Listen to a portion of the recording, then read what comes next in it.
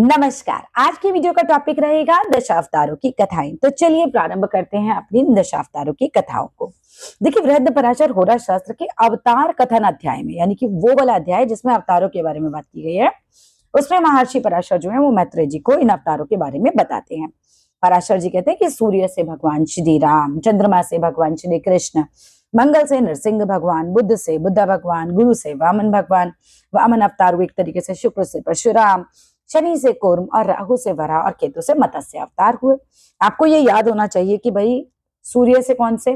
सूर्य से भगवान श्री राम, चंद्रमा से किसका अवतार हुआ? भगवान श्री कृष्ण का। मंगल से किसका हुआ? नरसिंह जी का। बुद्ध से बुद्ध अवतार आए, गुरु से वामन अवतार आए, शुक्र से परशुराम, शनि से कूर्मा अवतार, राहु से वराह अवतार, केतु से मत्स्य अवतार हुए। देखिए, इससे पहले भी पराशर जी बता चुके हैं कि इन अवतारों में राहु, मंगल, सूर्य और चंद्रमा के अवतारों में पूर्ण परमात्मा का अंश है। यहां से प्रश्न पूछा जा सकता है कि पूर्ण परमात्मा का अंश जो है किन अवतारों में है? तो राहु, मंगल, सूर्य और चंद्रमा, अर्थात वराह, नरसिंह, श्री राम और श्री कृष्ण के अवतार पूर्ण अवतार कहे गए। बाकी 5 जो थे अवतारों में जीवाश्म भी मिश्रित कहा गया है। ज्योतिष शास्त्र में ऐसा मानते हैं कि जीवन में सफलता के लिए पूर्ण परमात्मा अंश वाले ग्रहों, यानी कि सूर्य का, चंद्रमा का, मंगल का, राहु का कुंडली में बलशाली होना बहुत आवश्यक है।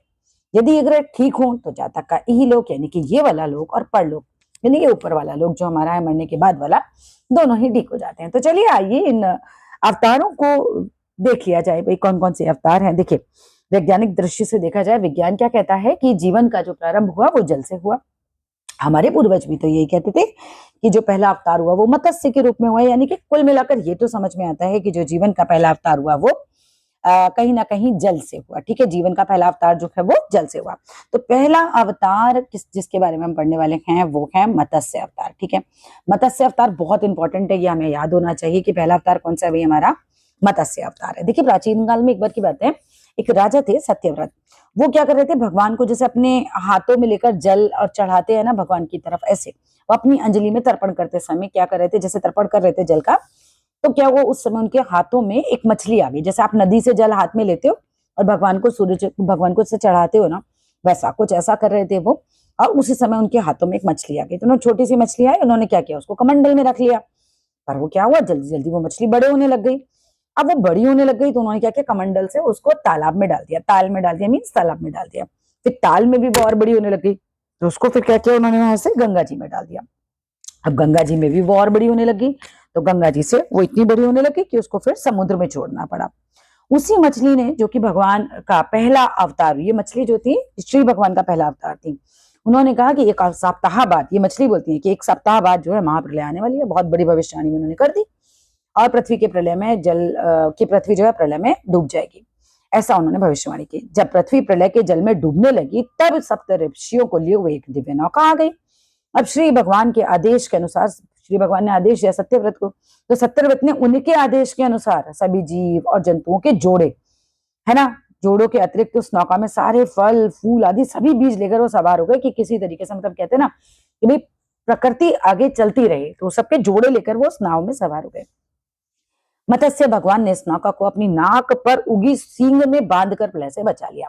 मत्स्य भगवान ने इस नौका को कैसे बचाया? अपने नाक पे जो सींग उगा हुआ था ना, उसमें बांधकर प्रलय से बचाया। इसके बाद सृष्टि फिर से चली। आपको आश्चर्य हुआ कि बाइबल में भी इसी तरह का कथा का वर्णन है, मतलब बाइबल में भी इसी तरह की कहानी आती है कि प्रलय आने पर हजरत नूह साहब जो थे वो ऐसे ही नौका में बैठे थे जैसे सत्यव्रत बैठा था। देखिए, मत्स्य अवतार का एक और कारण भी था, मतलब ये जो धरती पर आए मत्स्य अवतार, इसका एक और कारण भी बताया जाता है। क्या? कि हैग्रीव नाम का एक राक्षस था। हैग्रीव नाम का राक्षस था, मतलब जिसकी गर्दन घोड़े जैसी थी। उसने क्या किया? वेदों को पाताल में छिपा दिया था। हैग्रीव नाम के राक्षस ने वेदों को क्या किया? पाताल में छिपा दिया। श्री भगवान ने मत्स्य अवतार लेकर हैग्रीव को मारा और वेदों का उद्धार किया। अब पुराणों की अन्य कथा के अनुसार जब मधुकैटभ नाम के दैत्यों ने श्रुतियों को रसातल में फेंक दिया, अब पुराणों में एक और कथा है, उसमें बताया गया मधुकैटभ, ये दो है राक्षस, मधु और कैटभ। मधुकैटभ नाम के दैत्यों ने, यानी राक्षसों ने एक तरीके से क्या किया? श्रुतियों को यानी वेदों को रसातल में फेंक दिया, यानी पाताल लोक में फेंक दिया। अब श्री भगवान ने स्वयं ही हैग्रीव के रूप में अवतार लिया था। जैसा कि हम अध्याय 4 में कह चुके हैं कि वेद 4 हुए। पहले वेद शब्द का अर्थ तो जान ले कि वेद शब्द का अर्थ क्या होता है। विद का शाब्दिक अर्थ है ज्ञान। चारों वेद में क्या लिखा है, चलिए ये भी जान लेते हैं। देखिए, पहले वेद है ऋग्वेद। ऋक का अर्थ होता है स्रोत, स्तुति। स्तुति मीन्स किसी की पूजा करना, प्रार्थना करना। स्तुति मतलब भगवान की प्रशंसा में कोई भी गाया गया पाठ उसको बोलते हैं। ऋग्वेद में देवताओं की आराधना के स्रोत है। हमारा दूसरा वेद है यजुर्वेद, जिसमें यज्ञ के कर्मकांड की व्याख्या है, गद और पद दोनों में की गई है। यज्ञ का अर्थ है प्रार्थना। सामवेद हमारा तीसरा वेद है। साम की उत्पत्ति सम से हुई है, जिसका अर्थ है मन में शांति। सामवेद में ऋग्वेद के बहुत से क्लिष्ट श्लोकों को लयबद्ध किया गया है, यानी कि बहुत डिफिकल्ट श्लोकों को लयबद्ध किया गया है। चौथे और आखिरी वेद का नाम है अथर्ववेद। अथर्व का अर्थ होता है पुरोहित। इस वेद में कर्म कांड के अतिरिक्त मोहन मारण आदि के भी स्रोत दिए गए हैं। पुरोहित का मतलब होता है ब्राह्मण, और मोहन मारण मतलब वश में करना किसी को, उस तरह की चीजें। प्रत्येक वेद चारों में विभक्त है और जीवन के 4 अध्यायों में एक तरीके से विभक्त है। कौन कौन से? ब्रह्मचर्य, गृहस्थ, वानप्रस्थ और वनवास, इनसे संबंधित है। इनके नाम है क्रमशः संहिता, यानी दैनिक जीवन से संबंधित, जैसे जन्म, मरण, ब्याह, शादी, खेती बाड़ी, गृह निर्माण, ये सब दैनिक जीवन से संबंधित चीजें। फिर ब्राह्मण, नीति परक, सांसारिक आध्यात्मिक जीवन के सामंजस्य को दिखाता है। अरण्यक, अरण्य का अर्थ है जंगल, अतः अरण्यक में सांसारिक जिम्मेवारियों से मुक्ति के बाद आध्यात्मिक यात्रा प्रारंभ करने के सूत्र हैं। और वेद के अंतिम अंग वेदांत है। उपनिषद इसके बाद है, मतलब अंतिम अंग क्या है? वेदांत है, माने उपनिषद है। इसमें दर्शन, धर्म और जीवन की विस्तृत विवेचना की गई है। अगला अवतार आते हैं हमारे कूर्मा अवतार, ठीक है, यानी कि ये वाले अवतार, ठीक है, कूर्मा अवतार।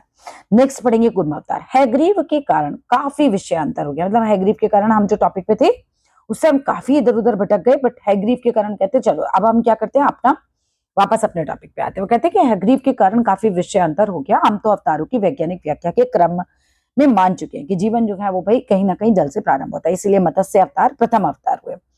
अब जीवन को जल से भूमि की ओर आना था। पहले जल से कैसे? मत्स्य अवतार के रूप में। अब जल से धरती पर आना है, ऐसे रूप में जो जल और भूमि दोनों स्थानों पर समान रूप से रह सके। कछुए से अच्छा कौन हो सकता है जो दोनों स्थानों पर समान रूप से रह सके। इसीलिए श्री भगवान का जो दूसरा अवतार हुए वो हुए कछुए के रूप में, इसीलिए इन्हें क्या कहा गया? कूर्मा अवतार। अमृत निकालने के बाद समुद्र मंथन किया जाना था। राक्षसों की ओर से राजा बलि और देवताओं की ओर से इंद्र के नेतृत्व में वासुकी नाग को रस्सी बनाकर मंदरांचल की मथनी बनाई गई। मथनी कैसे होती है? जैसे आप दही मथते हो ना मथनी से, वैसे वो मथनी बनाई गई। लेकिन मंदरांचल अपने ही बाहर से समुद्र में डूबने लग गया उस समय। तब देवताओं की प्रार्थना से श्री भगवान कच्छप के रूप में यानी कछुए के रूप में पधारे और उन्होंने मंदरांचल को अपनी पीठ पर संभाल लिया। जीवन में भी जब हम अपने कर्मों के बोझ से डूबने लगते हैं तो श्री भगवान स्वयं आकर हमारा भार उठा लेते हैं। जीवन तो गतिशील है, उसे अब पूरी तरह पृथ्वी पर आना ही था। अगले अवतार हुए वराह अवतार। हमारे यहाँ माना गया है कि श्री भगवान का अगला अवतार वराह जंगली सुअर के रूप में हुआ। वराह पूर्णतः जमीन पर रहने वाला जीव है। कहते हैं मनु की प्रार्थना पर ब्रह्मा जी ने उसे धर्म पूर्वक पृथ्वी का पालन करने का आदेश दिया, किंतु तब पृथ्वी तो प्रलय के जल में डूबी हुई थी। तब ब्रह्मा जी की नाक से अंगूठे के आकार का वराह शिशु निकला। यहीं से प्रश्न आता है कहां से निकला ये शिशु? ब्रह्मा जी की नाक से। और देखते ही देखते इसका आकार पर्वत के जितना हो गया, वो पर्वताकार हो गया, यानी बहुत बड़े आकार का हो गया। इन्हीं वराह रूपी भगवान को देखकर पृथ्वी के हृदय में स्त्री सुलभ कामना हुई, यानी इन वराह अवतार को देखकर पृथ्वी कहीं ना कहीं उनकी तरफ आकर्षित हो गई और उन्होंने भगवान को, मतलब एक तरीके से वराह भगवान को कह सकते हैं कि भगवान उन्हें पति के रूप में प्राप्त हो, इस तरह की ये कामना उनके मन में आ गई पृथ्वी के। वराह अवतार की कथा आगे मंगल की कथा में इसकी चर्चा हम लोग करेंगे। आगे नृसिंह अवतार को पढ़ते हैं। नृसिंह अवतार, जीवन पृथ्वी पर पशु के रूप में आ चुका था, अब इसे मनुष्य के रूप में आना था। पशु और मनुष्य के बीच की कड़ी के रूप में श्री भगवान अवतरित हुए नृसिंह के रूप में। देखिए हिरण्याक्ष के भाई हिरण्यकश्यप का वध करने के लिए क्यों आए थे? हिरण्यकश्यप का भाई था हिरण्यकश्यपु, हिरण्याक्ष का भाई था हिरण्यकश्यपु, उसका वध करने के लिए। हिरण्यकश्यपु के ईश्वर भक्त पुत्र का नाम था प्रहलाद। हमने प्रहलाद की कहानी सुनी है, हमें पता है होली वाले जो त्योहार पे है ना, हम होलिका का दहन करते हैं, प्रहलाद की बुआ ही थी। तो हिरण्यकश्यप का जो बेटा था प्रहलाद, ये बहुत भगवान का भक्त था। चलो इसका नाम तो हमने सुनी रखा है, आगे बात करते हैं। हिरण्यकश्यप अपनी तपस्या के बल पर वरदान प्राप्त कर चुका था कि उसका वध ना तो दिन में होगा न रात में होगा, ना तो मनुष्य द्वारा न पशु द्वारा होगा, देवता भी उसे नहीं मार सकेंगे। इसलिए प्रहलाद द्वारा यह कहे जाने पे कि ईश्वर तो कण कण में विद्यमान है, प्रहलाद कहते हैं कि पिताजी ईश्वर कण कण में विद्यमान है। हिरण्यकश्यप ये बात मानने को तैयार नहीं। हिरण्यकश्यपु ने खंबे में लात मारी और कहा, कहाँ है इसमें भगवान, दिखाओ मुझे। और उसी खंबे से श्री भगवान जो है वो प्रकट हुए और उनका आधा शरीर नर का था और आधा सिंह का, इसीलिए कहे गए नरसिंह। अपने उसी रूप में भगवान ने हिरण्यकश्यपु का वध किया था। इसके बाद आते हैं वामन अवतार। जीवन को अब मानव के रूप में आना था, ठीक है। अब आधा नर आधा मनुष्य हो गया, एक तरीके से नहीं, आधा नर और आधा सिंह हो गए। अब आते वामन अवतार। अब जीवन को मानव के रूप में आना था। आपको पता ही होगा कि प्राय कितनी आदिम जातियां हैं, सबका कद बहुत छोटा था। जो पुरानी जाति, आदिम मीन्स प्राचीन समय में जो शुरुआती लोग हुआ करते थे।